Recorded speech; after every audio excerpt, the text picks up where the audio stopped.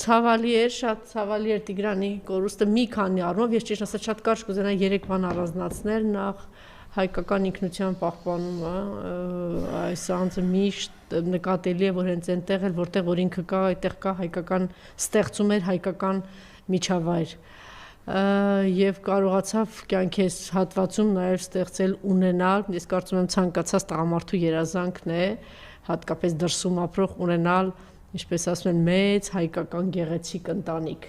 եւ ավանդական ընտանիք մայրերով, հայրերով, տատիկ պապիներով, հորաքույրներով եւ շատ երեխաներով ինքը կարողացավ ստեղծել այդպիսի ընտանիք, ես քանի որ Մոսկվայում հաճախ եմ լինում եւ շատերի հետ շփվում եմ, նաեւ ինձ ասում են, որ այդպես իրենց մինայք իրենք շատ ջերմ ընտանիք են հայկական մեծ խոհանոցով եւ շատ հյուրերով, այսինքն նաեւ շատ հյուրընկալ, սրտաբաց, տրնաբաց ընտանիք էր, այդպիսի ընտանիք էր ստեղծել Տիգրան